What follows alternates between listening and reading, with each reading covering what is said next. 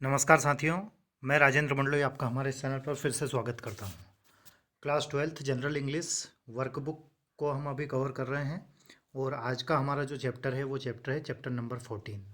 ठीक है दोस्तों, तो रीडिंग टाइम पर आप आ जाइए और पिछले वीडियोस यदि आपने नहीं देखे हैं तो उन वीडियोस को देखने के लिए आप प्लेलिस्ट में जाकर देख सकते हैं। साथ ही आपके फ्रेंड्स, रिलेटिव, क्लासमेट्स के पास हमारे इन वीडियोज़ को शेयर करना ना भूलें। ठीक है दोस्तों, सबसे पहले तो इस पैराग्राफ को हम ध्यानपूर्वक पढ़ेंगे, इसके बाद में इनके प्रश्नों के उत्तर।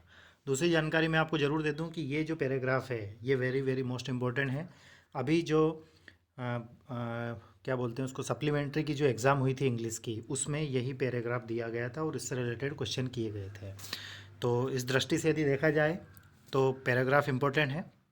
चलिए इसको पढ़ने की कोशिश करते हैं, प्रयास करते हैं कि अच्छे से समझा पाएँ आपको। जमशेद जी टाटा। जमशेद जी टाटा के बारे में मेरे ख्याल से आप सभी जानते होंगे, तो इनके ऊपर ही है ये उनका चित्र बना हुआ है। Jamshedji Tata wanted to make textiles in Nagpur in the 1800s with the cotton grown there. यहाँ पर एक वर्ड आया टेक्सटाइल। टेक्सटाइल्स का अर्थ होता है वस्त्र उद्योग। क्या होता है? वस्त्र उद्योग, मतलब कपड़ा बनाने की मिल कह सकते हैं। तो जमशेद जी टाटा नागपुर में टेक्सटाइल कंपनी, टेक्सटाइल डालना चाहते थे। क्यों? क्योंकि वहाँ पर कॉटन जो है वो ग्रोन होती थी। कॉटन का अर्थ होता है कपास, ठीक है, या फिर रुई। Nagpur had no textile industry then. उस समय नागपुर में कोई वस्त्र उद्योग नहीं था। ये कब की बात हो रही है? सन 1800 की बात हो रही है, जब हम अंग्रेज शासक के अंग्रेज़ों के गुलाम थे, उस समय की बात है ये। आगे बढ़ते हैं। And in Manchester Jamshedji was told that Nagpur's weather not suitable as it was too dry. Manchester में जमशेद जी को ये बोला गया कि नागपुर का जो वेदर है, मतलब मौसम है, वह टेक्सटाइल के लिए या वस्त्र उद्योग के लिए सूटेबल नहीं है। ये काफ़ी ड्राई है, मीन्स सूखा है। ड्राई है मतलब कहने का तात्पर्य ये है कि वस्त्र उद्योग के लिए नमी वाला वातावरण चाहिए, जबकि यहाँ का वातावरण कैसा था? ड्राई था, सूखा था। फिर उन्होंने कहा, ही सैड ऑल राइट, उन्होंने कहा ठीक है, I will bring the Manchester weather to Nagpur. मैं मैनचेस्टर के वेदर को नागपुर में ले आऊँगा। कॉन्फिडेंस लेवल देखिए उनका, है ना। उन्होंने क्या कहा कि मैं मैनचेस्टर के वेदर को नागपुर ले आऊँगा। He imported humidifiers and started India's first textile mill in 1874। यहाँ पर एक वर्ड आया है ह्यूमिडिफायर। इसका अर्थ होता है एक ऐसा यंत्र जो वायु में नमी बनाए रखता है, ठीक है। तो उन्होंने ह्यूमिडिफायर्स को इंपोर्ट किया, है ना, मंगवाया, और वहाँ पर उससे वह इस प्रकार का वेदर वहाँ पर क्रिएट कर पाए, और उन्होंने 1874 में नागपुर में टेक्सटाइल मिल खड़ी कर दी, डाल दी। आगे बढ़ते हैं। Jamshedji started the Tata Iron and Steel Company and wanted to export steel rails to Britain। Jamshed ji ने फिर इसके बाद में निर्णय लिया कि वह टाटा आयन और स्टील कंपनी का निर्माण करेंगे, है ना, और फिर उससे जो स्टील के जो भी प्रोडक्ट हैं वो बनाएंगे और उसको कहाँ बेचेंगे? ब्रिटेन को बेचेंगे। ये बहुत बड़ी बात थी कि ब्रिटेन मतलब ब्रिटिश, अंग्रेज़ों के हम गुलाम थे और हमारे देश के एक व्यक्ति ने इतना बड़ा सपना देखा कि मैं कोई सी भी चीज़ का यहाँ प्रोडक्शन करूँगा और अंग्रेज़ों को ही बेचूँगा, ठीक है। इसके बाद जब उन्होंने ये बात कही कि मैं अंग्रेज़ों को ही बेचूँगा, तो ए ब्रिटिशर कॉल्ड सर फेडरिक अपकोर्ड स्कोफ्ट। तो ब्रिटिश के एक फेडरिक अपकोर्ड हैं के नाम से जाने वाले एक सर की उपाधि जिनको दी गई है, उन्होंने इस बात का स्कोप्ड किया। स्कोप्ड का अर्थ होता है खिल्ली उड़ाना या फिर मजाक उड़ाना। तो इस बात का उन्होंने मजाक उड़ाया और मजाक में उन्होंने एक बात कह दी। क्या कह दी? If Tatas makes steel rails to British specification, मतलब ब्रिटिशरों की आवश्यकताओं के अनुसार, उनकी ज़रूरत के अनुसार यदि टाटा स्टील रेल्स ब्रिटिश को दे देता है, तो मैं क्या करूँगा? I will undertake to eat every pound of rail that they make. तो उन्होंने कहा कि मैं हर पाउंड को खाऊंगा। ईट ऐसे खाऊंगा मतलब उसका उपयोग करूंगा, जो जो भी चीज़ें वो बनाएंगे उसका हम उपयोग करेंगे, ऐसा उन्होंने कह दिया था मजाक में। इसके बाद में क्या हुआ, history stand testimony to the fact, और इतिहास इस बात का गवाह है that Tatas did manage to make steel rails and export them to Britain. इतिहास इस बात का गवाह है कि जमशेद जी ने स्टील रेल्स बनाए और अंग्रेज़ों को ही उसको बेचा। No account are available about the Upcott's tryst with gesture challenge, और जो ऑफकोर्ट ने जमशेद जी को जो चैलेंज दिया था उसका क्या हुआ ये लिखित में नहीं है ना। उनका फिर बाद में उन्होंने जो कहा था उसका क्या हुआ ये अवेलेबल नहीं है लिखित में। इनफैक्ट वास्तव में world war second British tank were called Tatanagars because the steel was made in Tatanagar. जब द्वितीय विश्व युद्ध हुआ था तो जो अंग्रेज़ों के जो टैंक थे, मतलब लड़ाकू जो टैंक आप समझते होंगे, आपने देखे भी होंगे, उनको टाटा नगर कहा जाता था। उनको क्या कहा जाता था, टाटा नगर्स कहा जाता था, क्योंकि जमशेद जी ने एक नगर का निर्माण किया था टाटा नगर, जहाँ पर वो स्टील बनाया करते थे। तो इसी की वजह से वो जो टैंक ब्रिटिशर ने उपयोग किए थे उनको टाटा नगर टैंक कहा जाता था। आगे बढ़ते हैं।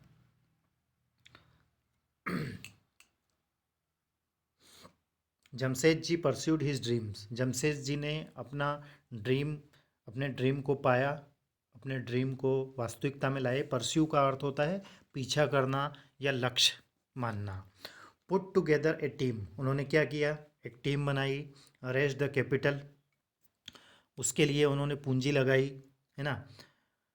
क्रिएटेड ए प्रोडक्ट, फिर उन्होंने उसका प्रोडक्शन किया। एंड मेन स्ट्रीम्ड, और उसको मुख्य धारा में लाए। मेन स्ट्रीम का अर्थ होता है मुख्य धारा, स्ट्रीम का अर्थ होता है धारा, और मेन मतलब प्रमुख, प्रमुख धारा में लेके आए। He did it sitting in India 125 year ago when India's technical capabilities were far less than they are now. ये लगभग आज से 125 वर्ष पूर्व की बात है, जब भारतीय टेक्निकल कैपेबिलिटीज़ इतनी नहीं थी जितनी कि आज है।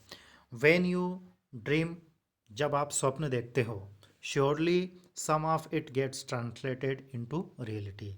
यदि आप स्वप्न देखते हो और उसको पाने के लिए यदि कुछ भी आप काम करते हो तो कुछ ना कुछ तो वास्तविकता में आपके हाथ लगता ही है। मतलब उनका ये मानना है कि हमेशा बड़े सपने देखने चाहिए और उन सपनों को पूरा करने के लिए हमें कार्य भी करना चाहिए। ये किनकी थ्योरी है, जमशेद जी टाटा की थ्योरी है। ए सेंचुरी एगो, शताब्दी पूर्व, लगभग 100 वर्ष पूर्व की बात है, Jamshedji took some foreign visitors to the Majestic hotel in Mumbai but was denied entrance because he was an Indian. लगभग 100 वर्ष पूर्व जमशेद जी अपने साथ कुछ फॉरेनर मतलब विदेशी विजिटर्स को मुंबई की एक होटल, भव्य होटल, मजेस्टिक होटल मतलब एक भव्य होटल में लेकर गए, लेकिन वहाँ पर उस होटल में उनको अंदर आने नहीं दिया, डिनाई कर दिया, मना कर दिया। क्यों कर दिया, क्योंकि वह एक भारतीय थे। देखो लगभग 100 वर्ष पूर्व की यदि बात करें तो अंग्रेज लोग हम पर शासन करते थे, और आपको शायद जानकारी होगा कि अंग्रेज़ों के जो भी होटल या क्लब्स वगैरह थे उनके बाहर लिखा हुआ रहता था कि Indians, dogs and Indians are not allowed, कुत्ते और भारतीयों का अंदर आना मना है। ये आपने एक फिल्म भी देखी होगी, मर्द मूवी देखी होगी आपने, अमिताभ बच्चन की, है ना। उसमें भी एक सीन इसके बारे में बताया गया है। तो उनको वहाँ पर अंदर नहीं जाने दिया था, किनको, जमशेद जी को। फिर क्या हुआ, Jamshedji simply resolve to build a hotel that was even finer, which would not discriminated against people based on color and race। तो उस समय उन्होंने फिर एक स्वप्न देखा कि मैं इसी प्रकार की और इससे अच्छी मजेस्टिक होटल का निर्माण करूँगा, और वो इससे अच्छी भी होगी, अच्छी थी, और उसमें किसी प्रकार का कोई भेदभाव नहीं होगा, ना तो किसी रंग और ना ही किसी जाति या वंश का। ठीक है दोस्तों, तो ये पैराग्राफ को हमने अच्छे से पढ़ा है। अब नेक्स्ट हम इसके क्वेश्चन आंसर को देख रहे हैं। चलिए, वीडियो आपको कैसा लगा आप ये कमेंट्स करके ज़रूर बताएंगे और आपके फ्रेंड्स रिलेटिव क्लासमेट्स के पास शेयर ज़रूर करेंगे। ठीक है। पहला है find out the words from the pages which convey the following meaning. In meanings को पढ़कर इनसे कौन से शब्द या कौन से शब्दों के मीनिंग हैं ये आपको बताना है। जैसे डिक्लेरेशन ऑफ ट्रूथ और फैक्ट, इसको बोलते हैं टेस्टिमनी। टेस्टिमनी का अर्थ होता है साक्ष्य। क्या अर्थ होता है? साक्ष्य। आगे आगे है ऑफ द स्टमक। स्टमक का अर्थ होता है पेट, वो है gastric. To chase or follow a goal, लक्ष्य को प्राप्त करना, उसको परस्यू बोलते हैं, PURSUE। To treat people with bias and prejudice, bias का अर्थ होता है भेदभाव करना, पक्षपात करना।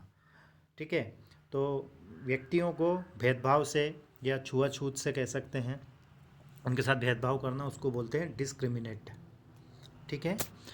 आगे बढ़ते हैं पहले क्वेश्चन की ओर, दूसरे क्वेश्चन की ओर बढ़ते हैं। इंपॉर्टेंट क्वेश्चन है what was Jamshedji told in Manchester. Manchester में जमशेदजी को क्या कहा गया था?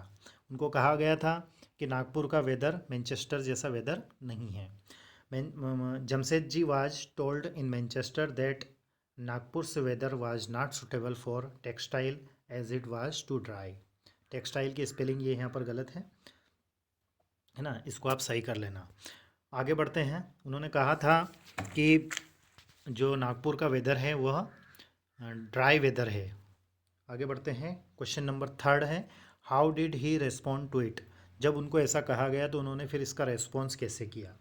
ही responded to it by saying that, उन्होंने इस प्रकार से उत्तर दिया, रेस्पॉन्स दिया कि he would bring the Manchester weather to Nagpur, कि मैनचेस्टर के मौसम को, वेदर को मैं नागपुर ले आऊँगा।